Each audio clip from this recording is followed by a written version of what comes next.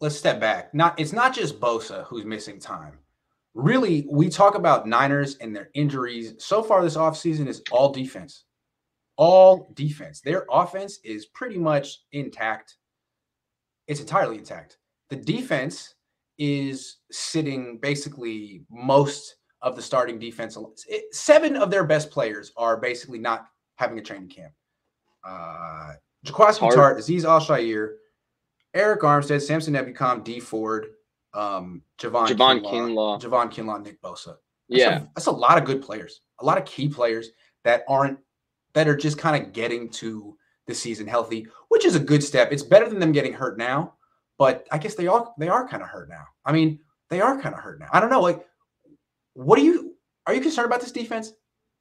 I'm not concerned about the defense, but I am concerned about these kind of ticky-tack injuries only because I just have seen, like, I've heard the old adage, right? If you enter this football season injured, you're going to leave the football season injured. You're not going to get healthier throughout the season. That's just right. That's the old, kind of like saying that people always say when it comes to the NFL season. And from that standpoint, I wouldn't say I'm concerned like overall because Jimmy Ward, Fred Warner, Jason Verrett seem relatively healthy, and none of these injuries seem serious or in any type of way where a guy is supposed to miss an extended period of time. But I am just a little bit concerned only because in terms of just continuity, like even though all these guys have played together, is D'Amico Ryans, though he's keeping the defense basically the same, there is not a continuity, with him calling what he likes specifically on third downs when this defense becomes a little less scheme specific and a little more creative. There isn't that chemistry because they have brought in some new guys to the interior defensive line, like the Maurice Hurst, the Zach Kurz. There isn't chemistry with those guys. And then in general, I just feel like defense, they got to practice together, right? Like the 2019 defense, did anybody outside of Nick Bosa miss time in camp? D Ford did, right? Yeah, good question. Yeah, D Ford. That's it. But all those guys practiced, right? Yeah. I mean, Witherspoon, 2019 were the starting corners. I want to say Jimmy Ward missed camp. Yes, Jimmy Ward missed camp with he broke his collarbone in OTAs. Yes, that's when you asked about the milk because he broke his finger. That's right. And Tarvarius changed his whole career. Started. That question.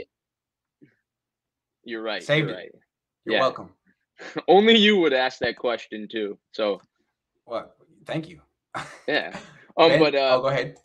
No, but to me the point is, it's not a concern to me as much as something to look out for. Just because we've talked so much about injuries are really the biggest problem for this team. It's not talent, it's not coaching, it's not anything besides the fact that they just have had bad luck with injuries for reasons that we cannot explain but continue to occur.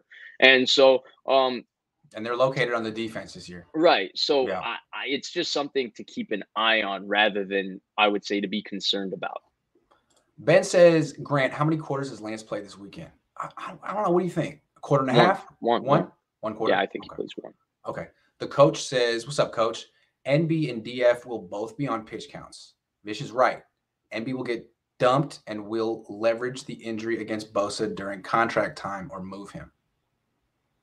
Yeah. Probably. Yeah, I wonder what the plan is long-term for him, Deebo Samuel. The Niners could feel like, you know what, maybe we'll just get what we can out of these guys in their rookie deal. And I'm not sure if they're really ready to commit themselves to either one long-term. Those two have a lot to prove. And even if they have a long, healthy season this year, I mean, would you count on getting it again next year? It'll be interesting to see what they do with those two.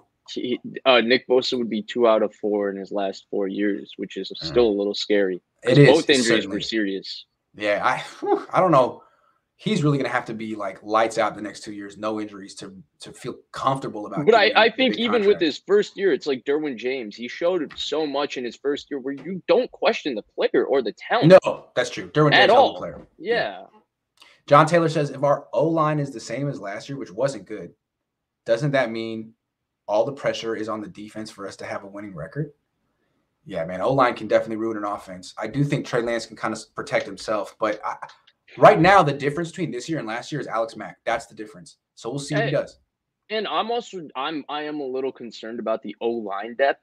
It seems like a lot of guys that I thought, like, for example, Aaron Banks, aren't having the kind of camp that I expected, at least based on what people are reporting. I'd love to watch them, and preseason I'm going to get my opportunity to do so. But yeah, I am a little bit concerned about the O-line depth in general, because when you said that the second team O-line isn't doing so hot in terms of No. protecting Trey Lance, especially relative to the second D-line, which has got Right. second team D-line, which has got some beasts like Kevin Givens. Man, it's really good. Yeah, absolutely.